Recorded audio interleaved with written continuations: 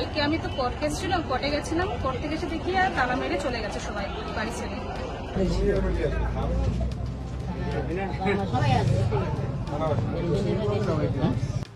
পণের দাবি পূরণ না হওয়ায় যুবতীকে স্ত্রীর মর্যাদা দিতে অস্বীকার স্বামী সহ শ্বশুরবাড়ির বিরুদ্ধে। এমতো অবস্থায় স্ত্রীর মর্যাদার দাবিতে স্বামীর বাড়ির সামনে ধর্নায় বসল যুবতী। যদিও ঘটনার পর থেকে বাড়ি থেকে উধাও স্বামী সহ শ্বশুরবাড়ির লোকজন। শনিবার এমন ঘটনায় ব্যাপক শোরগোল পড়ে যায় তপন থানার মাঝিখন্ডা এলাকায়। দীর্ঘক্ষণ স্বামীর বাড়ির সামনে বসে থেকেও বাড়িতে ঢুকতে না পেরে তপন থানায় লিখিত অভিযোগ দায়ের করে ওই গৃহবধূ। যুবতীর পরিবার সূত্রের খবর, প্রায় 4 মাস প্রেম করার পর 2022 সালে রেজিস্ট্রি করে বিয়ে হয়। গঙ্গারামপুর থানার চালুন এলাকার বাসিন্দা শারমিন খাতুন ও তপনের মাঝিখন্ডা এলাকার বাসিন্দা ওয়াইস কুরুনির বিয়ের সময় পণ হিসেবে 30 লক্ষ টাকা দাবি করে ওয়াইস কুরুনি ও তার পরিবার বলে খবর। সেই দাবি মতো 15 লক্ষ টাকা দেন শারমিনের পরিবার। বিয়ের পর থেকে শ্বশুর বাড়িতে থাকতেন ওয়াইস কুরুনি বলে দাবি যুবতীর পরিবারের। তবে মাস 6 আগে তপনের মাঝিখন্ডা এলাকায় স্বামীর সঙ্গে শ্বশুর বাড়িতে আসেন ওই যুবতী। জানা গেছে এরই মধ্যে ডিভোর্স চেয়ে আদালতের দ্বারস্থ হন ওয়াইস কুরুনি ও তার পরিবার। এই ঘটনার পর শুক্রবার আদালতে হিয়ারিং এ যান দুজনই। হিয়ারিং শেষে স্বামীর বাড়িতে এসে দেখেন গেটে তালা। বাধ্য হয়ে বাবার বাড়িতে ফেরত যান ওই গৃহবধূ। শনিবার সকালে ফের স্বামীর বাড়িতে এসে দেখেন গেটে তালা। বাধ্য হয়ে স্বামীর বাড়ির সামনে ধর্নায় বসেন ওই যুবতী, যার জেরে ব্যাপক চাঞ্চল্য ছড়ায় এলাকায়। এদিকে দীর্ঘক্ষণ স্বামীর বাড়ির সামনে বসে থেকেও বাড়িতে ঢুকতে না পেরে তপন থানায় লিখিত অভিযোগ দায়ের করে ওই গৃহবধূ। কালকে আমি তো কোর্টে ছিলাম, কোর্টে গেছিলাম, কোর্ট থেকে এসে দেখি আর তালা মেরে চলে গেছে সবাই বাড়ি ছেড়ে। তারপর আমি আবার কোর্টে গিয়ে আমি লিখিত নিয়ে এসে আমি থানায় জমা করেছি। আর এখন হচ্ছে থানা থেকে আবার আমাকে এখানে আসতে বলেছি যে কি করা যায়। এসে কি দেখলেন এখানে? এই তালা বন্ধ করা আছে দরজা। কি সমস্যা, কি কারণে আপনাদের বাড়িতে ঢুকতে দিচ্ছে না? ঢুকতে দিচ্ছে না মানে ওর মেনে নেবেন না। মেনে নিচ্ছে না? না, মেনে নিচ্ছে না। কি কারণে? কারণ হচ্ছে আমার বাবা কাছ থেকে ওই চাওনা ছিল 30 লাখ টাকা, ওই দিতে পারছে না, তাই আমার বাবা 15 লাখ টাকা দিয়েছে। বাকি টাকা দিতে পারছে না বলে বিয়েটা মেনে নিচ্ছে না। কতদিন আগে বিয়ে হয়েছে আপনাদের? 3 বছর আগে। হ্যাঁ। এখানে কি আপনার থেকেছেন, সংসার করেছেন? আমার বাবার বাড়িতে গিয়ে আমার হাজবেন্ড ছিল, ওখানেই আমার সাথে সংসার করছিল। তারপর আমি 3 মাস হলো এখানে এসেছি। 3 মাস। এখন কি সমস্যা? এখন সমস্যা হচ্ছে আমি এই ব্যক্তি করতে চাই, সংসার করতে চাই, মেনে নিচ্ছে। আপনার কি আগে কোথাও বিয়ে হয়েছিল? হ্যাঁ, হয়েছিল। বিয়েটা কি হলো? বিয়েটা হলো ওই ছেলেটার অন্য মেয়ের সঙ্গে সম্পর্ক ছিল, তাই এই ছেলেটা আমার সঙ্গে যার সাথে আপনারা এখন বিয়ে হয়েছে উনি কি প্রেম করে বিয়ে করছেন না দেখাশোনা করে? প্রেম করে। কতদিনের প্রেম ছিল? 4 মাস। এখন কি চাইছেন আপনি? আমি ওনার সঙ্গে সংসার করতে চাই। এটা শোনা গেল যে ওনারা নাকি ডিভোর্স ফাইল করেছে কোর্টে। কালকে কোর্টে কি হলো? কালকে কোর্টে সেরকম কিছু হয়নি, কথা বলা হয়নি, জিজ্ঞাসা করেছি আর কি। আপনার নাম? শারমিন খাতুন। আর আমরা চাই সমাধান হয়ে জায়গাটা। সকাল থেকে মেয়েটা বসে আছে এখানে, তো আমরা জানি না সেই বিষয়ে কি হচ্ছে এখানে। তো আসে দেখলাম মেয়েটা ধর্নায় বসে আছে, ঠিক আছে। 4 মাস এখানে ছিল, তারপরে হঠাৎ দেখছি মেয়েটাকে আর মানে নিবে না। কি বিষয় নিবে না এগুলো তো আমরা জানি না। তো আমরা জানি এটা সমাধান যত তাড়াতাড়ি হোক সমাধান হয়ে যায়। মেয়েটাকে কিছু বললো সেই বিষয়ে? হ্যাঁ বলেছিল মেয়েটা, মানে মেয়েটার সঙ্গে ছেলেটার বিয়ে হয়েছিল, কোর্ট ম্যারেজ, কাগজপত্র সবই আছে। 15 লাখ টাকা দিয়েছে। তো আরও মেয়েটা বলছে আরও পয়সা চাই, মানে দিতে পারছে না, তার জন্য এই বিষয়ে এগুলো বলছে। মেয়ের বক্তব্য সেটা আমরা শুনলাম। ছেলের বাড়িতেও কেউ তো নাই, তালা মারা, সকাল থেকে দেখতে পাইনি, ঠিক আছে। আর আমরা চাই মানে সমাধান যেন হয়ে যাক। আমার নাম রুবেল সরকার। এখানে দেখতে আসি বউকে। কি দেখলেন? ভালো দেখলাম। কি কারণে বসে আছে এখানে? এই কারণে ছেলের জন্য বসে আছে। ও ওই বাড়িতে থাকতো, বাড়িতে যাইতে করে কালকে করে গেছে। এরা থানা করছিল বলে থানা করে মেয়ে করে গেছে, দিয়ে গেছে। কোর্ট থেকে আসে কালকে বিকাল থেকে তালা লাগা, আজকে আবার আসে। আমি তো মেয়েকে দেখিনি, আজকেই দেখছি মেয়েটা। গেটে কি তালা লাগা? হ্যাঁ, গেটে তালা লাগিয়ে। কেউ নেই বাড়িতে? কেউ নেই বাড়িতে। কি হলো? আপনারা কি চাইছেন স্থানীয় হিসেবে? আমরা চাচ্ছি কি মেয়েটাকে নিয়ে যে আবার হয়ে গেছে, দুনিয়াতে সবকিছু হয়ে যায়। আজকাল তো দুনিয়া যাকে ভালোবাসে সে তো নিয়েছে, টাকাকে মানুষের সম্মান দেখে না, কিন্তু মানুষ সম্মান একটা, এটাই আমরা চাই। মেয়েটাকে ফালতু বসে নিয়ে নিস, সংসার করুন। সংসার করে খাক। আজকে যদি মেয়েটা সুসাইড হয়ে যায় তাতে আরো তো কষ্ট বেশি। আপনার নাম? আমার নাম হচ্ছে মাবিয়া বিবি। মাবিয়া বিবি। ওষুধের মূল্য বৃদ্ধির প্রতিবাদে শহর তৃণমূল কংগ্রেসের পক্ষ থেকে বিক্ষোভ মিছিল করা হলো শহর জুড়ে। মিছিলে উপস্থিত ছিলেন উত্তর দিনাজপুর জেলা তৃণমূল কংগ্রেসের সভাপতি কানাইয়ালাল আগরওয়াল, উত্তর দিনাজপুর জেলা যুব তৃণমূল কংগ্রেসের সভাপতি কৌশিক গুণ, টাউন কংগ্রেস সভাপতি গঙ্গেশ দে সরকার সহ অন্যান্যরা। শহর সদর কার্যালয় পাওয়ার হাউস মোড় থেকে এই মিছিল বের হয় পোস্ট অফিস মোড় হয়ে পুনরায় মিছিল শেষ হয় তৃণমূল পার্টি অফিসে। জেলা সভাপতি কানাইয়ালাল আগরওয়াল বলেন, কেন্দ্রীয় সরকার ওষুধের দাম বৃদ্ধি করেছে, যার ফলে সাধারণ মানুষের ওষুধ কিনতে কষ্ট হবে। যে কেন্দ্রে যে বিজেপি সরকার আছে, সেই বিজেপি সরকার জীবনদায়ী ওষুধের দাম 100 গুণের উপরে বাড়িয়ে দিয়েছে। আজকে কোলেস্ট্রলে যে ওষুধটি লাগে তার দাম গতকাল 100 টাকা হলেও আজকে তার দাম হয়ে গেল 215 টাকা। আজকে সুগারের ওষুধের দাম বেড়েছে, আজকে প্রেসারের ওষুধের দাম বেড়েছে। প্যারাসিটামল, যেটা একটু জ্বর হলেই আমরা খাই, সেই প্যারাসিটামলের দাম বেড়েছে। অ্যান্টিবায়োটিক যেগুলো আছে, অ্যান্টিবায়োটিক গুলোর দাম বেড়েছে। সব ওষুধের দাম বাড়িয়ে দিয়েছে। এই ওষুধের দাম বাড়াতে যারা আমাদের সাধারণ ভাই, গরিব ভাই যারা আছেন, মধ্যবিত্ত যারা আছেন, তারা ওষুধটা কিনবেন কোথা থেকে? ওষুধটা কিনতে হবে যার টাকার প্রয়োজন, সেই টাকা তো সংসার করতে পারছে না, তাহলে কি করে ওষুধগুলো কিনবে? শুধু তাই নয়, স্বাস্থ্য বীমা, যেটা আমরা অনেকে হেলথ ইন্স্যুরেন্স করে থাকি, যে কোনো সময় যদি আমার কোনো রোগ হয় বা আমার যদি কোনো গাড়ির অ্যাক্সিডেন্ট হয়, তাহলে আমার যদি স্বাস্থ্য বীমা করা থাকে, তাহলে সেখানে আমার চিকিৎসার সব খরচটাই কিন্তু স্বাস্থ্য বীমার মাধ্যমে, যারাই আমরা মেডিকেল ইন্স্যুরেন্স করি, সেখান থেকে সেই টাকাটা পাওয়া যায়। কিন্তু কেন্দ্রের সরকার, মোদীজির সরকার এই স্বাস্থ্য বীমার উপরেও জিএসটি লাগিয়ে দিয়েছে। বলছে স্বাস্থ্য বীমাটা আপনাদের স্বাস্থ্যের পরিষেবার মধ্যে পড়ে না, স্বাস্থ্য বীমাটা পড়ে একটা অর্থনৈতিক লেনদেন। মানে যদি আপনার অ্যাক্সিডেন্ট না হয় তাহলে আপনার স্বাস্থ্য বীমাটা কোনো কাজে লাগবে না। এই কারণে স্বাস্থ্য বীমার উপরেও জিএসটি লাগিয়ে দিয়েছে। জিরের উপরে জিএসটি বেশি, হীরার উপরে জিএসটি কম। খাওয়ার বিস্কুটের উপরে জিএসটি বেশি, সোনার বিস্কুটের উপরে জিএসটি কম। মুড়ির উপরে জিএসটি, চূড়ার সব জিনিসের উপরে জিএসটি। পাশাপাশি আমাদের মুখ্যমন্ত্রী মাননীয় মমতা বন্দ্যোপাধ্যায় স্বাস্থ্য সাথীর কার্ড করেছে বিনা পয়সায় চিকিৎসার জন্য। স্বাস্থ্য সাথী কার্ড, সেই স্বাস্থ্য সাথী কার্ডে আপনারা 5 জনের চিকিৎসা বিনামূল্যে করাতে পারেন। আর সেই স্বাস্থ্য সাথী কার্ডের করটা করা হয়েছে মহিলাদের। মহিলারা যদি মনে করে ওই 5টা লোকের মধ্যে যদি নিজের মা বাবার নামটাও দিতে চায়, তাহলে তারাও সেই স্বাস্থ্য সাথী কার্ডে সেই নামটা দিতে পারে।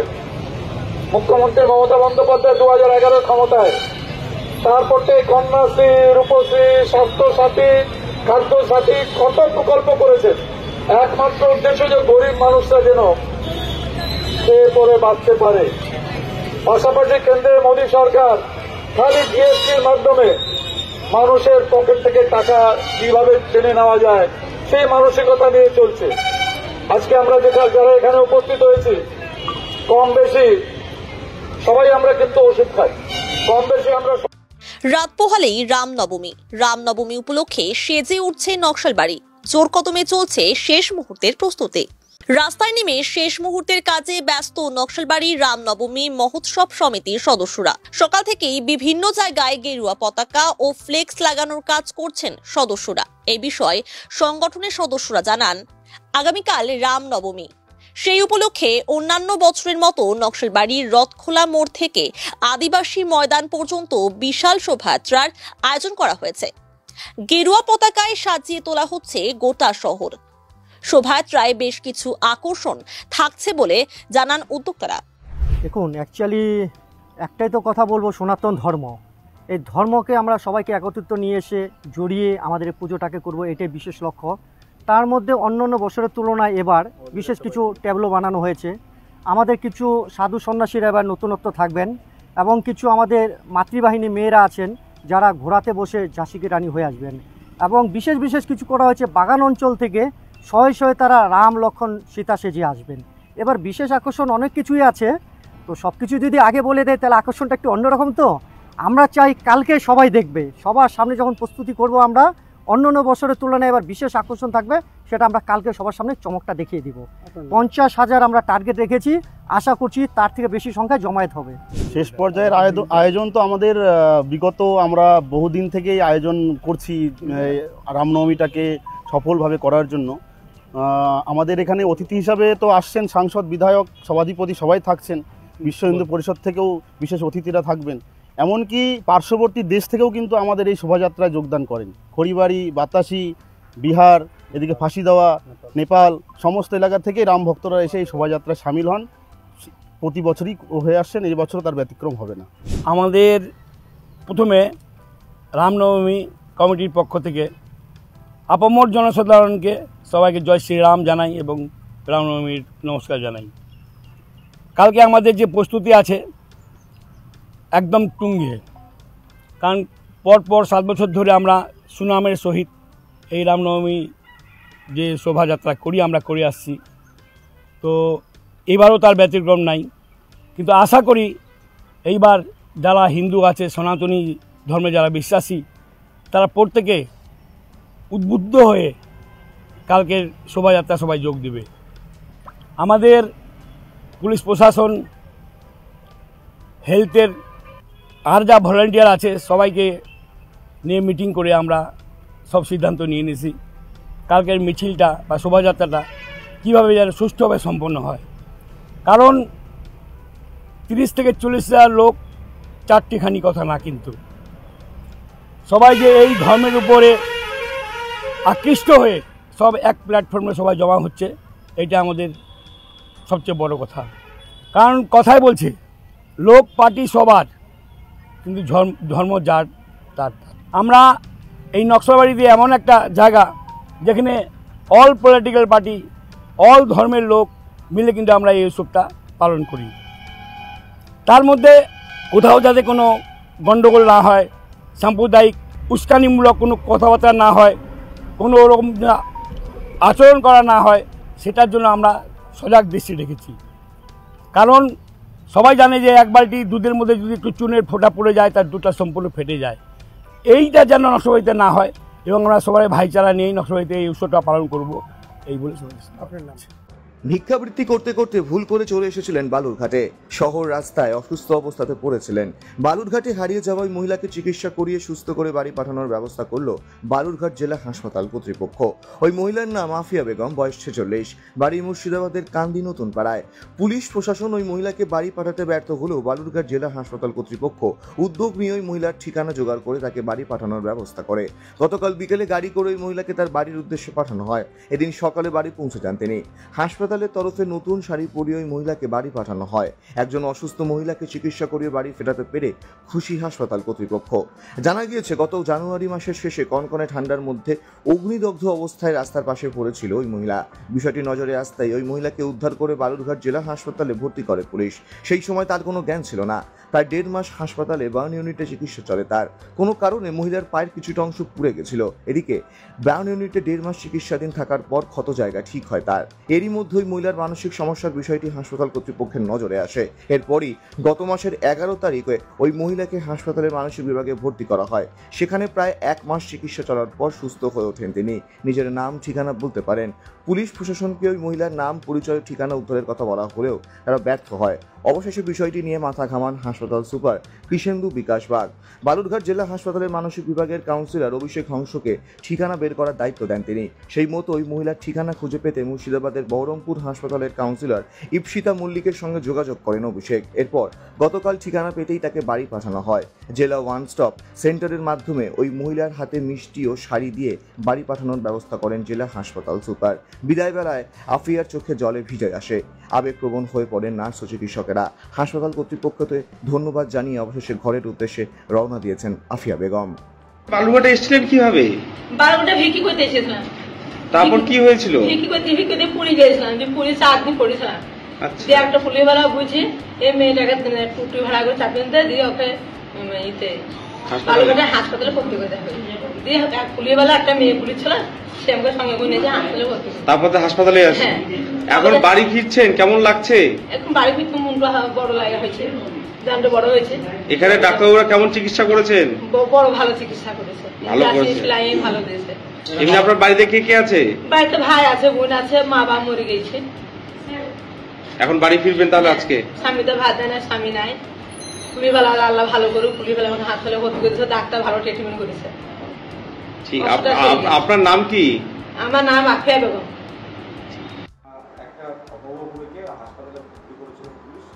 নাম ঠিকানা কিন্তু পাওয়া গেছিল না। তারপর আপনারা সেই প্রতিষ্ঠানে তার নাম ঠিকানা খুঁজে বের করে, ঠিকানা খুঁজে বের করে তার পরিবারকে তুলে দিচ্ছেন। 25 জানুয়ারি 2025-এ একটা আননোন পেশেন্ট পুলিশ নিয়ে এসেছিল বালুঘাট হসপিটাল ইমার্জেন্সিতে, ডিস্ট্রিক্ট হসপিটালের ইমার্জেন্সিতে। ওর কিছু বার্ন ছিল, তা পেশেন্টটা আমরা বার্ন ওয়ার্ডে ভর্তি করি, একটা ট্রিটমেন্ট চলছিল। কিন্তু পেশেন্টটার কিছুটা মেন্টাল সমস্যা ছিল, আমরা সাইকোলজিতে রেফার করি, ট্রিটমেন্টও চলছিল। মাঝে মাঝে অ্যাড্রেস বলছিল বীরভূমের অ্যাড্রেস, মাঝে মাঝে অ্যাড্রেস বলছিল মুর্শিদাবাদ। আমরা পুলিশকে ব্যাপারটা জানাই, পুলিশ বিভিন্ন জায়গায় খোঁজ করে কিন্তু ওর অ্যাড্রেস খুঁজে পায়নি। লাস্টে পেশেন্টটা সাইকাট্রি প্রবলেম এতটা একটু বেড়ে যায়, তখন আমরা ওকে সাইকাট্রি ওয়ার্ডে ট্রান্সফার করি। সেখানে ট্রান্সফার করি হচ্ছে ওই 11 মার্চ 2025। সাইকাট্রি ওয়ার্ডের ট্রিটমেন্টের পরে এখন ও মানে সপ্তাহখানিক আগে ও বলছে যে ওর বাড়ি মুর্শিদাবাদের কয়েকটা অ্যাড্রেস বলে, কিন্তু পুলিশ তো কিছু করতে পারেনি। তখন আমরা ব্যক্তিগত উদ্যোগে আমাদের ক্লিনিক্যাল সাইকোলজিস্ট অভিষেক হংস, ওকে বলি তুই একটু ব্যক্তিগত উদ্যোগ নে। আমিও সচেষ্ট হই যে ওখানকার বহরমপুর মেন্টাল ডিপার্টমেন্টের সঙ্গে যোগাযোগ করতে। আমাদের ওখানকার ক্লিনিক্যাল সাইকোলজিস্ট ইপসিতা মল্লিক ও ব্যক্তিগত কিছুটা উদ্যোগও নিয়েছে, বিভিন্ন জায়গায় অ্যাড্রেস ট্রেস করে ওর বাড়ির অ্যাড্রেস খুঁজে পায়। এবং যেটা জানা গেল যে ওর বাড়ি মুর্শিদাবাদের কান্দিতে।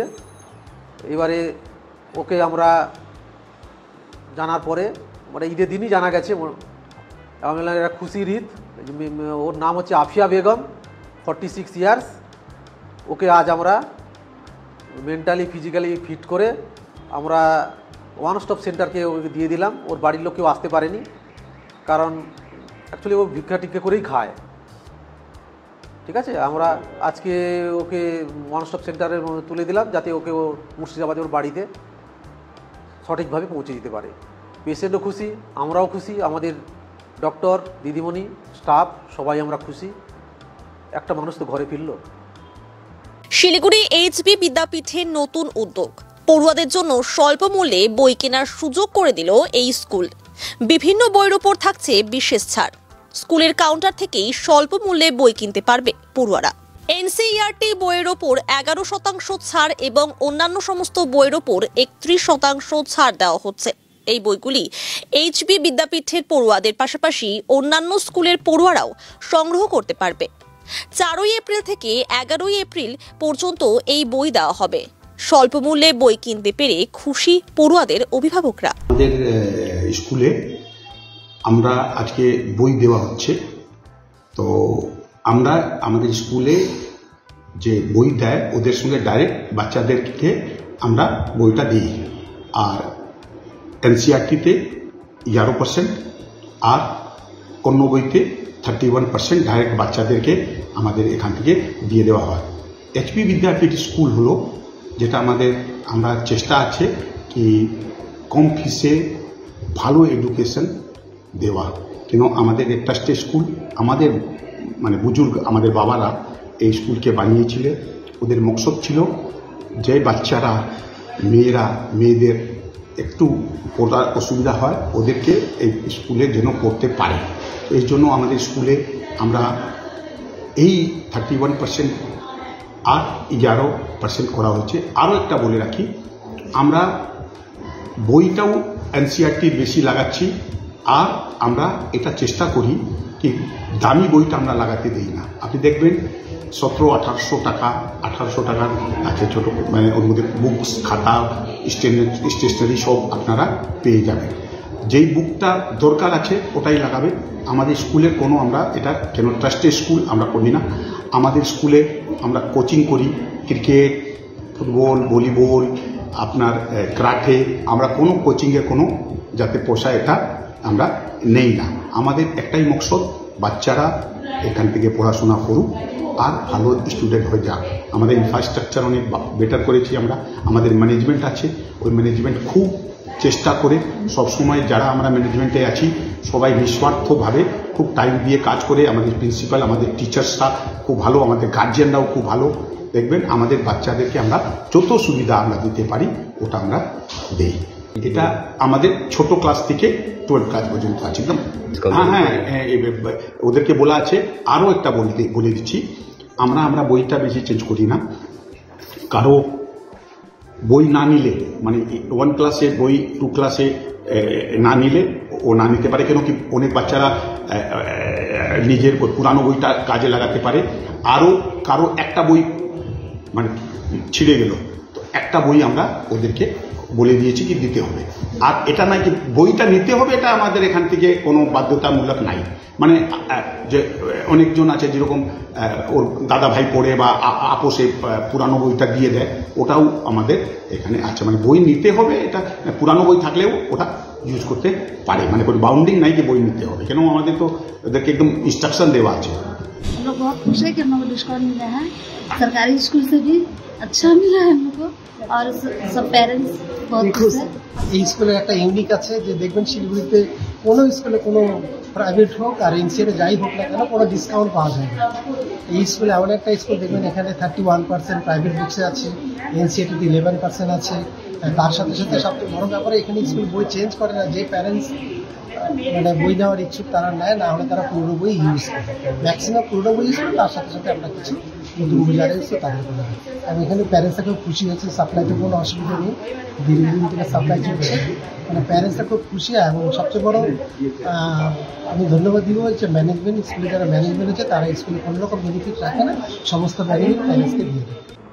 মেয়েকে পরিচালিকার কাছ থেকে বাড়ি নিয়ে আসতে গিয়ে ট্রাকের ধাক্কায় মৃত্যু হলো ফেরিওয়ালা বাবার। শুক্রবার সন্ধ্যায় মর্মান্তিক পথ দুর্ঘটনাটি ঘটেছে ইটাহারের রাজবাড়ি এলাকার 12 নম্বর জাতীয় সড়কে। মৃত পৌরের নাম দুলাল প্রামাণিক, বয়স 61। তিনি পেশায় ফেরিওয়ালা। তার আদি বাড়ি রায়গঞ্জ থানার তেলিপাড়া শিববাড়ি এলাকায়, তবে বর্তমানে তিনি পরিবার সহ দুর্গাপুর পাটহাটি এলাকায় থাকতেন। বাড়িতে তার স্ত্রী ও ছেলেমেয়েরা আছে। প্রত্যক্ষদর্শী বাসিন্দা ও পুলিশ সূত্রে জানা যায়, এদিন সন্ধ্যায় দুলালবাবু মেয়েকে পরিচারিকার কাছ থেকে জাতীয় সড়ক পার হয়ে বাড়ি নিয়ে আসতে যাচ্ছিলেন। সেই সময় রায়গঞ্জ থেকে মালদামুখী একটি ট্রাক তাকে নিয়ন্ত্রণ হারিয়ে ধাক্কা মারে। পৌরের মাথার উপর দিয়ে চলে যায় ট্রাকের চাকা। ঘটনাস্থলে মৃত্যু হয় ওই ব্যক্তির। পথ দুর্ঘটনার খবর পেয়ে ঘটনাস্থলে ছুটে আসেন প্রত্যক্ষদর্শী বাসিন্দা ও পথ চলতি মানুষ সাধারণ। খবর পেয়ে ঘটনাস্থলে যায় ইটাহারের পুলিশ। পথ দুর্ঘটনার ফলে সাময়িক যানজটের সৃষ্টি হয় জাতীয় সড়কে। এরপর পুলিশ দেহ উদ্ধার করে প্রথমে ইটাহার গ্রামীণ হাসপাতালে নিয়ে আসে। সেখান থেকে দেহ ময়নাতদন্তের জন্য রায়গঞ্জ মেডিকেল মর্গে পাঠায়। পাশাপাশি ট্রাকটিকে আটক করেছে পুলিশ। দাদা, আপনার নাম কি? আমার নাম আশরাফ আলী। কোথায় বাড়ি আপনার? আমার দুর্গাপুর ফুটবল খেলা ময়দান। যার মারা গেছে তার নাম? দুলাল প্রামাণিক। কোথায় বাড়ি এনার? ওর বাড়ি তো আগে রায়গঞ্জে ছিল, এখানটায় এখন বসবাস করে দুর্গাপুরে পাটাটি মোড়ে। কি করেন উনি? উনি ফেরিওয়ালা। আচ্ছা, তো আজকে কি হলো সন্ধ্যাবেলা হঠাৎ? আজকে যাই হোক, ও আসছিল অভিলাষ হোটেলের ওখানটায়, রাজবাড়ি গেট অভিলাষ হোটেলের ওখানটায়। ওর মেয়েকে নিতে গেছিল, এক বাড়িতে কাজ করে, ওর মেয়েকে নিতে গেছিল। নিতে যায়, ওই রাস্তা ওই পার হতে যায়, একটা গাড়ি আসে মারা দিয়েছিল, লরি আসে মারা দিয়েছিল। লরিটা কোন দিক থেকে কোন দিকে যাচ্ছে? লরিটা রায়গঞ্জ থেকে আসতেছিল ইটাহারের দিকে। তো এখন কোথায় এসছেন? এখন আমরা ইটাহার সদর হাসপাতালে আসছি। তারপর এখন হাসপাতালে আমরা যে যা কিছু করার করলাম, এখন আমরা ইটাহার থানায় যাচ্ছি। থানায় দেখি কি হচ্ছে, ডায়েরি করে ওকে পোস্টমর্টমে পাঠানোর ব্যবস্থা করি। তো ইনি কি এখানে কি কাজ করতেন? এখানে দুর্গাপুরে কাজ করতেন। তো বাড়িতে কে কে আছেন? বাড়িতে ওর মেয়ে আছে, ওর ছেলে আছে, দুই নাতনি আছে। অ্যাক্সিডেন্টটা কোথায় হয়েছে? অ্যাক্সিডেন্ট হচ্ছে রাজবাড়ি গেট অভিলাষ হোটেলের পাশে। আপনার কে হয়? আমার প্রতিবেশী। কালিয়াগঞ্জ শহরের 8 নম্বর ওয়ার্ডের শেঠ কলোনি গৌর মন্দিরে চুরির ঘটনায় চাঞ্চল্য ছড়ালো এলাকায়। প্রতিদিনের মতো শনিবার মন্দিরের সেবায়েত নমিতা ভট্টাচার্য মন্দির খুলতে এসলে দেখেন মন্দিরের মুখ্য দুয়ারের তালা ভাঙা। বিষয়টি জানাজানি হতেই এলাকার মানুষেরা ভিড় জমায় মন্দিরে। দুষ্কৃতিকারীরা মন্দিরের তালা ভেঙে কৃষ্ণ গোপালের রূপোর বাঁশি সহ মন্দিরের পূজায় ব্যবহার করা কাঁসা ও পিতলের বাসন নিয়ে চম্পট দেয়। চুরির ঘটনার খবর পেয়ে ছুটে আসে কালিয়াগঞ্জ থানার পুলিশ ঘটনা তদন্তে নেমেছে। পুরো এলাকায় চুরির ঘটনায় জেরে আতঙ্ক ছড়িয়েছে এলাকার মানুষের মধ্যে, তা বলাই বাহুল্য। আপনার নাম? নমিতা ভট্টাচার্য। কি হয়েছে? কোন মন্দিরে কি হয়েছে এটা? আমাদের শেঠ কলোনি গৌর মন্দিরে। আচ্ছা, কি হয়েছে? তালা দিয়ে থুয়ে গেছিলাম আমরা। তারপরে সকালবেলা একজন এখানে পর্দাটা খুলতে এসে দেখে যে ভাঙা, তালা ভাঙা। তখন দৌড়ায় আমার কাছে গেল, আমিও আসলাম, এসে দেখি যে তালা তো ভাঙাই, ঘরের মধ্যে একটা চেনি তালায় ভাঙা পড়ে আছে, আর কিচ্ছু নাই। আমাদের ঠাকুরের যত পূজার বাসন টাসন সব কিছু নিয়ে গেছে। সব চুরি নিয়ে গেছে? এমনি ঠাকুরের কোনো অলংকার ছিল না? অলংকার ছিল না, রূপার বাসি গুলো নিয়ে গেছে। রূপার বাসি ছিল গোবিন্দের হাতে। আর বাসনপত্র সব নিয়ে গেছে? বাসনপত্র সব নিয়ে গেছে। পুলিশ আসছিল? হ্যাঁ, পুলিশ আসছিল। এই ধরনের চুরি হচ্ছে, কি বলবেন? মন্দিরে চুরি হলো, কি বলবো, মন্দিরে এর আগেও একবার হচ্ছিল, তো বেশি কিছু নিতে পারেনি, কিন্তু এবার একবার সম্পূর্ণ নিয়ে গেছে। ঠাকুরের ঘরটা পর্যন্ত। আমবাড়ির করতোয়া নদীতে ঐতিহ্যবাহী অষ্টমীর গঙ্গা স্নান আয়োজিত। আমবাড়ির গঙ্গা সংঘ ক্লাবের পরিচালনায় 57 বছরে পদার্পণ করছে এই গঙ্গা স্নান। প্রতি বছরের মতো এবছরও অষ্টমীর স্নান উপলক্ষে 7 দিন ব্যাপী মেলার আয়োজন করা হয়েছে, যা আগামী শুক্রবার পর্যন্ত চলবে। সকাল থেকেই আমবাড়ি, রাজগঞ্জ, শিলিগুড়ি, জলপাইগুড়ি সহ পার্শ্ববর্তী বিভিন্ন এলাকা থেকে সকাল থেকেই পুণ্যার্থীরা আসছেন এই পূর্ণ স্নানে। এই পূর্ণ স্নানকে ঘিরে সুরক্ষা ব্যবস্থা কি রয়েছে তা স্পিড বোর্ডে করে পরিদর্শন করেন রাজগঞ্জের বিধায়ক খগেশ্বর রায়। এর পাশাপাশি করতোয়া নদীতে পূর্ণ স্নান করেন তিনি। তার সঙ্গে ছিলেন সমাজসেবী অরিন্দম ব্যানার্জি, রূপালী দে সরকার, সর্বাণী ধারা সহ অন্যান্যরা। এ বিষয়ে বিধায়ক খগেশ্বর রায় বলেন, আমবাড়ির গঙ্গা সংঘের উদ্যোগে দীর্ঘ 57 বছর ধরে এখানে অষ্টমী স্নান ও মেলা হয়ে আসছে। প্রতিবারই তাদের আমন্ত্রণে সাড়া দিয়ে এখানে আসা হয়, এবারও তার ব্যতিক্রম হয়নি।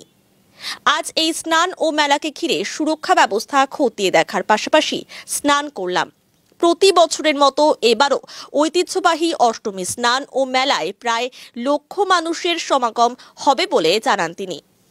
আপনারা অবগত আছেন, প্রতি বছর রাজগঞ্জ বিধানসভার অন্তর্গত বিন্নাগড়ি অঞ্চলে যে এখানে যে একটা গঙ্গা স্নান হয়, এবারে 57তম গঙ্গা স্নান।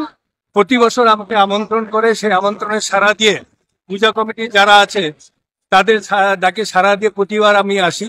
কিন্তু এবারে আমরা যেটা এসেছি টিম, যেমন আমার সঙ্গে এসেছে সমাজসেবী শিক্ষক অরিন্দম ব্যানার্জি, আমাদের রাজগঞ্জ পঞ্চায়েত সমিতির সভাপতি রূপালী দে সরকার, রাজগঞ্জ পঞ্চায়েত সমিতির দলনেত্রী সর্বাণী ধারা, পানিকবি অঞ্চলের প্রধান, আমাদের পাতিয়া সরকার থেকে শুরু করে এখানকার যেমন আমাদের লোকাল যারা আছে বাবুল্লাহ থেকে শুরু করে, বঙ্কা থেকে শুরু করে, আমাদের তুষারকান্তি দত্ত থেকে শুরু করে, আমাদের বিশ্বজিৎ দাস থেকে সবাই, এবং পুলিশ প্রশাসনও আছে। এবারে গতকাল আমাকে বারবার পূজা কমিটি আবেদন করেছিল, এবারে কাকু কিন্তু দাদা স্নান করতে হবে, কিন্তু এদের কথা মতো নিশ্চয়ই বহুবার আমি আসি, উদ্বোধন করি, কিন্তু স্নান করার সুযোগ হয়নি। যেহেতু আজকে একটা সময় আছে, নিশ্চয়ই গতকালে আমি মনে মনে ধারণা করি না গঙ্গা আমি স্নান করব। তার কারণ আমাদের একটা রীতি আছে যে বারবার গঙ্গা একবার করতে হয়, কাজে করতে হয় স্নান। আমরা গঙ্গা যেমন আজকে কি একটা কিছুদিন আগে হলো বিরাট কুম্ভ মেলা, কিন্তু আমি যেটা মনে করি কুম্ভ মেলার থেকে আজকে এই যে গঙ্গা স্নান আমবাড়ি এর কোনো অংশে কম না। আপনারা দেখতে পাচ্ছেন লাখো লাখো লোক, এই নিদুয়া গ্রাম লাখো লাখো লোক, লাখো লাখো পুলিশ প্রশাসন শুরু করে পূজা কমিটি এত সুন্দর আয়োজন করে। পুণ্যার্থী যারা আসে, পুণ্যার্থীরা ঠিক মতো যাতে স্নান করতে হবে তার ব্যবস্থা করা হয়েছে। এবং পূজা কমিটি গতবার বলেছিল একটা ঘাট, এই যে ঘাটটা বিধায়ক এলাকার তরফ থেকে করে দেওয়া হয়েছে এবং আরেকটা ঘাট করে দেওয়া হবে। এবং পুলিশ প্রশাসন এবং আমাদের সদর মহকুমার শাসক আমাদের চক্রবর্তী তমজি চক্রবর্তীও যাতে পুণ্যার্থীরা বোর্ডে ঘুরতে পারে দেখতে আমি বোর্ডে ঘুরলাম, একটা বোর্ড 2টা বোর্ডেরও ব্যবস্থা করছে। মানে এই মেলায় যারা পুণ্যার্থী যারা আসবে এত সুন্দর ব্যবস্থা, স্নান করে পূজা অর্চনা, তেমন আমিও স্নান করে পূজা দিলাম। কাজে নিশ্চয়ই আমি আশীর্বাদ মায়ের কাছে গঙ্গা মায়ের আশীর্বাদ চাইবো প্রতি বছর যাতে আমি আসতে পারি, প্রতি বছর যাতে স্নান করার সুযোগ পাই, এই জন্য আমি আজকে গঙ্গা স্নান করতে আসছি। আমরা মা গঙ্গা সংঘ ক্লাবের তরফ থেকে আমরা এই অষ্টমী স্নানের যারা এখানটায় স্নান করতে আসতেছে সমস্ত পুণ্যার্থীদের জন্য আমরা বিভিন্ন রকমের আয়োজন করে রেখেছি। যেমন খুব সুন্দর পদাবলী কীর্তন হচ্ছে, মা বোনেরা জামা কাপড় চেঞ্জ করবে তাদের জন্য চেঞ্জিং রুম করা আছে, পায়খানা বাথরুম করা আছে, জায়গায় জায়গায় খিচুড়ি ফ্রাইড রাইস এগুলো বিভিন্ন জায়গা থেকে বিতরণ হচ্ছে। আমাদের স্নান এবার 57তম বর্ষ। হ্যাঁ, আমাদের এই অষ্টমী স্নান উপলক্ষে 7 দিন ব্যাপী মেলা আছে। মেলা শেষ হচ্ছে আজকে, 7 দিন থাকবে মেলা। আজকে শনিবার তো আগামী শুক্রবার অবধি থাকবে। প্রচন্ড ভক্তের দল, সকাল 5টার থেকে যেভাবে মানুষ আসছে স্নান করতে, মানে 12টা 1টার সময় তো এখানে পা রাখার জায়গা পাওয়া যাবে না। ভক্তরা বিভিন্ন দূর দূরান্ত থেকে আসতেছে। আমি একজনকে জিজ্ঞাসা করলাম, উনি রায়গঞ্জ থেকে আসছে। বিভিন্ন দূর থেকে লোক আসে এখানটা। পুরনো বিবাদের জেরে দুই পক্ষের বচসায় আহত 4 জন। ঘটনার প্রতিবাদে 512 নম্বর জাতীয় সড়ক অবরোধ করে বিক্ষোভ আদিবাসীদের। শনিবার এমন ঘটনায় চাঞ্চল্য ছড়ায় গঙ্গারামপুর থানার কালদিঘি বটতলা এলাকায়। প্রায় 1 ঘন্টা ধরে চলে এই পথ অবরোধ, যার জেরে বন্ধ হয়ে যায় 512 নম্বর জাতীয় সড়কে যান চলাচল। পরে পুলিশি তৎপরতায় পরিস্থিতি স্বাভাবিক হয়। এই ঘটনায় উভয় পক্ষের তরফে গঙ্গারামপুর থানায় লিখিত অভিযোগ দায়ের হয়েছে। স্থানীয় সূত্রের খবর, গত বৃহস্পতিবার রাত্রে এলাকার দুই পক্ষের মধ্যে বচসা বাঁধে। একে অপরের বিরুদ্ধে চড়াও হয় দুই পক্ষের লোকজন। এই ঘটনাকে কেন্দ্র করে এক ব্যক্তির বাড়ি ভাঙচুর সহ একটি টোটো ভাঙচুর করার অভিযোগ ওঠে। পাশাপাশি ঘটনায় আহত হয়েছেন 4 জন। বর্তমানে আহতরা গঙ্গারামপুর সুপার স্পেশালিটি হাসপাতালে চিকিৎসাধীন। এদিকে ঘটনার প্রতিবাদ জানিয়ে এবং সঠিক তদন্তের দাবিতে শনিবার দুপুরে 512 নম্বর জাতীয় সড়ক অবরোধ করে বিক্ষোভ দেখায় এলাকার আদিবাসী মানুষজন, যার জেরে ব্যাপক চাঞ্চল্য ছড়ায় এলাকায়। ঘটনার খবর পেয়ে ঘটনাস্থলে ছুটে আসে এসডিপিও দীপাঞ্জন ভট্টাচার্য, আইসি শান্তনু মৈত্র সহ বিশাল পুলিশ বাহিনী। পরে পুলিশি আশ্বাসে পথ অবরোধ তুলে নেয় বিক্ষোভকারীরা। এদিকে ঘটনা নিয়ে সরব হয়েছেন এলাকার তৃণমূল নেতা আনোয়ার হোসেন। তিনি অভিযোগ করেন আদিবাসীদের ভুল বুঝে এই সমস্ত কাজকর্ম করানো হচ্ছে। এখানে কোনোভাবে আমাদের আদিবাসী সমাজকে কিছু মানুষ ব্যক্তিগত স্বার্থে ব্যবহার করছে, তাদেরকে ভুল বোঝাচ্ছে। এখানে একটা ঘটনা, আজকে আমাদের একটা ক্লাবের সদস্য মমিনুল ইসলাম, ও যখন বাড়িতে যাচ্ছিল সেই সময় ওকে জাত তুলে বলে যে মুসলমান, তুই এই পাড়ায় আসবি না, এই এলাকায় আসবি না, আমাদের কালদিঘি হিন্দু মুসলিম আদিবাসী মিশ্র জনজাতির বাস। তাকে ঠেট করে যে তুই এখানে আসবি না, তাকে রীতিমতো মারধর করে। সে বর্তমানে হাসপাতালে ভর্তি। এই অবস্থায় তখন একটা ঘটনার পরিপ্রেক্ষিতে যারা ওই ঘটনা ঘটাচ্ছিল তাদের মধ্যে একজন আদিবাসী সমাজেরই আদিবাসী ভাই। তো সেই সময় একটা ঘটনা ঘটেছে এবং দুপক্ষই সেখানে হাসপাতালে ভর্তি আছে। আর এই ঘটনার সঙ্গে জড়িতই নয় এরকম একটা ব্যক্তি, তারা বরুণ মিত্রর বাড়ি আমাদের আশ্বিন পাড়ায় আছে, সেখানে তারা সেই বাড়ি ভাঙচুর করেছে এবং দুটো বাইক ভাঙচুর করেছে। সামনে আবার রকি মহন্ত নামে একজনের বাড়িতে তারা ভাঙচুর করেছে, তার টোটো ভাঙচুর করেছে। আমরা প্রশাসনের দ্বারস্থ হয়েছি। প্রশাসন যেটা ভালো বুঝবে, দুই পক্ষতে কমপ্লেন হয়েছে, প্রশাসন আইনানুগ তদন্ত করবে গোটা ঘটনার এবং আইনানুগ ব্যবস্থা নিবে। কিন্তু এইভাবে যদি বাইরে থেকে লোকজন এসে যদি জমায়েত করে, অবরোধ করে বা আবার নতুন করে কোনো গন্ডগোল করে, তাহলে নতুন করে একটা গন্ডগোলের সৃষ্টিপাত হবে এবং সেটা বড় আকার ধারণ করবে। তাই প্রশাসনকেও জানাবো যে উপযুক্ত ব্যবস্থা নিক। এইভাবে আজকে অস্ত্র হাতে নিয়ে মিছিল বা কোনো অবরোধ, এই জিনিস এগুলো আমি বলবো প্রশাসনকে অবশ্যই দেখার। কথা হচ্ছে যে হসপিটালে অ্যাম্বুলেন্সের স্টাফ হয় ছেলেটা হসপিটাল থেকে রাত্রে বাড়িতে যাচ্ছিল, ওই সময় এরা ধরে মার দিল। এখানকার ছেলেগুলো আনন্দ দাস আর তুষার দাস, এরা 2 জন, এদেরকে পুলিশ না তুলে অন্যজনকে তুলে নিয়ে যাচ্ছে। পুলিশ কিন্তু কোনো রকম পদক্ষেপ নিচ্ছে না, ওই জন্য আমাদের এই পদবর্তা করা। পুলিশ বলেছে যে 48 ঘন্টা সময় দেওয়া হয়েছে, যদি আমরা তুলে না নিয়ে আসতে পারি তাহলে আমাদের মতন আমরা করে নিব, বড় একটা পদক্ষেপ নিব। আমরা চাইছি তুলে নিয়ে আসি কত দুজনকে, আনন্দ দাস আর তুষার দাসকে শাস্তি চাই। আদিবাসী ছেলের গায়ে হাত দেওয়া, বুঝতে পারবে কি জিনিস এটা। ওরা যে বারে বারে দোকান পুরাই, মহিলা মারে, পুরুষকে ধরে মারে, কেন মারে? গুন্ডা, আনন্দ গুন্ডা তুষার আর আমাদের মহিলার গায়ে হাত দিল, সেটা আমরা বিচার চাই। যে বলি আমরা ভাবি যে ওকে ধরে নিয়ে যায়, ওকে শাস্তি দেয়, এটাই চাই আমরা। কি করেছি? এই রাস্তা অবরোধ করেছি, আমরা বিচার চাই, আমরা শাস্তি চাই, ওদের দুজনের শাস্তি হোক। তাই পথ অবরোধ করেছি আমরা। পুলিশ কি বললো? পুলিশ বলছে নিব ব্যবস্থা করতেছি 24 ঘন্টার মধ্যে। আনন্দ আবার হুমকি দেখালে, অথচ কিছুই করলো না পুলিশ, তো কোনো কিছুই অথচ আমাদেরকে গার্ড দিচ্ছে। মালদা এবং মুর্শিদাবাদে রামনবমীর শোভাযাত্রায় জঙ্গি হামলা হওয়ার সম্ভাবনা রয়েছে। সাংবাদিক বৈঠক করে এমনই আশঙ্কার কথা বললেন মালদার ইংরেজবাজারের বিজেপি বিধায়ক শ্রীরূপা মিত্র চৌধুরী। তিনি জানান, মোথাবাড়িতে যেভাবে অশান্তি ছড়ানো হয়েছে, তেমন ভাবে স্লিপার সেলস এই নাশকতার ছক করেছে। আর এই জঙ্গিদের মোকাবিলা করার ক্ষমতা পুলিশ প্রশাসনের নেই। তাই দেশের প্রধানমন্ত্রী, স্বরাষ্ট্রমন্ত্রী সহ রাজ্যের মুখ্যমন্ত্রীকেও তার আশঙ্কার কথা জানিয়ে চিঠি দিয়েছেন। তিনি জানান, মালদা ও মুর্শিদাবাদ এলাকাতে এই স্লিপার সেলস কাজ করছে, তাই এই নাশকতা রুখতে প্রয়োজন আধা সামরিক বাহিনী। তিনি বলেছেন, শান্তি বজায় রাখার জন্য রামনবমীর শোভাযাত্রাতে আধা সামরিক বাহিনী মোতায়েন করা হোক। রামনবমী আসছে, সেদিনকে আমরা সেলিব্রেট করব।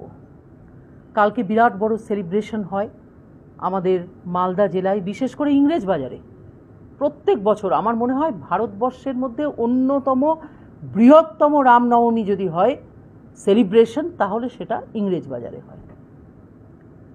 এবং কালকে সেই রামনবমী, আমি আশঙ্কা করছি কালকে রামনবমীর প্রসেশনে জঙ্গি হামলা হতে পারে। এবং তার কারণ হচ্ছে, আমরা বিগত কয়েক মাস ধরে দেখছি মালদা এবং মুর্শিদাবাদে এবং রিসেন্টলি মোথাবাড়িতে একটা পার্টিকুলার ফরম্যাটে অ্যাটাক হচ্ছে। আপনারা দেখেছেন মোথাবাড়িতে 20 থেকে 25 মিনিট ধম ধম ধম ধম ধম ধম ধম ধম করে কিছু লোকেরা, যারা লোকাল নয়, যারা জুভেনাইল জাস্টিস অ্যাক্টে একটু রাহাত পেতে পারে বয়সের জন্য, তাদেরকে র্যাডিক্যালাইজ করে, ব্রেন ওয়াশ করে সেখানে একটা দাঙ্গার ব্যবস্থা করে দেওয়া হলো। ঠিক সেই রকমই বেলডাঙ্গাতে দেখেছি, সেই রকম মুর্শিদাবাদে দেখেছি, একই ফরম্যাট। কালকে জাতীয় মহিলা কমিশন এসে বলে গেছে একই ফরম্যাট। এই ফরম্যাটটা কোথা থেকে এলো? এই ফরম্যাটটা কারা দিচ্ছে? বিভিন্ন জঙ্গি সংস্থান, তারা কিন্তু আমাদের এই মালদা মুর্শিদাবাদে সাইলেন্ট অপারেটর, আন্ডারগ্রাউন্ড অপারেটর। এতদিন আমরা সেটা বুঝতে পারিনি। তাদের মাস্টার মাইন্ডরা কাশ্মীরে থাকতেন, উত্তরপ্রদেশে থাকতেন, ওই সব জায়গাতে শান্তি ফেরত আসার পর তারা আজকে বেছে নিয়েছে আমাদের পশ্চিমবঙ্গকে অ্যাজ এ সেফ শেল্টার। কেন সেফ? এই কারণে সেফ যে আমাদের এখানে তুষ্টিকরণের পলিটিক্স চলে। আপনারা দেখেছেন মাননীয় মুখ্যমন্ত্রী নিজে দাঁড়িয়ে থেকে আমাদের ধর্মকে গন্ধাধরম বলেছেন। এটা কলকাতার বুকে হচ্ছে, এটা অ্যাপিজমেন্ট। এই অ্যাপিজমেন্ট পলিটিক্সটা আমাদের পশ্চিমবাংলায় একটা মোমেন্টাম নিয়ে নিয়েছে। আর যখনই সেই মোমেন্টাম গেইন করেছে, যে স্পিড, যে ইন্টেন্সিটিতে সেটা চলছে, তত তাড়াতাড়ি আমরা দেখতে পাচ্ছি আতঙ্কি হামলা, জঙ্গি হামলা। না হলে পরে এত বোম, এত অ্যামিউনিশন, এত আর্মস কোথা থেকে আসছে? কেন আসছে? আমি আশঙ্কা করছি, আপনাদের মাধ্যমে জানাচ্ছি, পুলিশ প্রশাসনের কাছে আবেদন করছি, আগামীকাল রামনবমী উপলক্ষে মালদা এবং মুর্শিদাবাদে শুধু আমাদের পুলিশ, শুধু আমাদের সিভিক নয়, দরকার হলে প্যারামিলিটারি ফোর্স, তাদেরকে নামান। মানুষকে প্রোটেকশন দিতে হবে। এই যে জঙ্গি হানা হতে পারে, এই আশঙ্কা জানিয়ে কি আপনি কাউকে চিঠি দিয়েছেন, কাউকে জানিয়েছেন? আমি আজকে এই বিষয় নিয়ে মাননীয় প্রধানমন্ত্রী, স্বরাষ্ট্রমন্ত্রী, রাজ্যের মুখ্যমন্ত্রী, জেলার ডিএম এবং এসপি তাকে লিখিতভাবে আমি আজকে চিঠি দিচ্ছি। আগামীকালের জন্য আমাদের কমব্যাট ফোর্স যেন পূর্ণ মাত্রায় রেডি থাকে, আমরা যেন সিভিক পুলিশদের লাইফকে এন্ডেঞ্জার না করে দিই। আমি তো দাবি রাখলামই যে আমাদের যে পুলিশ এবং অ্যাডমিনিস্ট্রেশন আছে তারা জেনারেল ল অ্যান্ড অর্ডার করতে পারেন, কিন্তু যা সংখ্যা আছে সেই সংখ্যা কম থাকার জন্য রাজ্যে সিভিক পুলিশরা কাজ করছেন। তারা তো ভলেন্টিয়ার না, তারা কমিউনিটি ভলেন্টিয়ার, তারা তো পুলিশ নন। তারা ট্রাফিক সামলাচ্ছেন, তারা মানুষকে সহযোগিতা করছেন, হাসপাতালে দাঁড়িয়ে ভিড় সামলাচ্ছেন, কিন্তু জঙ্গি হামলা হলে আমরা ইকুইপ নই। তাই মোথাবাড়ির যে ঘটনা ঘটেছে সেটাকে সরলভাবে নেওয়া যাবে না। This is not an ordinary event, this is an extraordinary event. অনেকে চেষ্টা করছেন এটাতে একটা রাজনৈতিক কালার দেওয়ার। কোনো রাজনীতিকের জন্য হলো, কোনো প্ররোচনায় হলো, এসব নয়। বলে হামলা করে না, ওদের নিজস্ব কোডে কথা বলে। তো শিরূপা দিদি কিভাবে জানলো হামলা হবে এটা উনি বলতেন না। দিল্লিতে ওনার সরকার আছে, ওনার উচিত একদম দিল্লিতে জানানো উচিত। এনআইএর দাবি ছিল সিবিআই ক্রাইম ব্রাঞ্চের কাছে সাহায্য চান করুন, যখন ওনার কাছে খবর চলে এসছে এটা চুপ করে বসা উচিত না। আর এসব কথা বলে মালদার মানুষকে ভয় দেখিয়ে লাভ নেই। মালদার মানুষ অনেক স্ট্রং। জেলা প্রশাসন থেকে কি এমনি নিরাপত্তা ব্যবস্থা নেওয়া হচ্ছে? আমি জেলা প্রশাসনে কেউ না, যারা জেলা প্রশাসন আছেন তাদের জিজ্ঞেস করুন।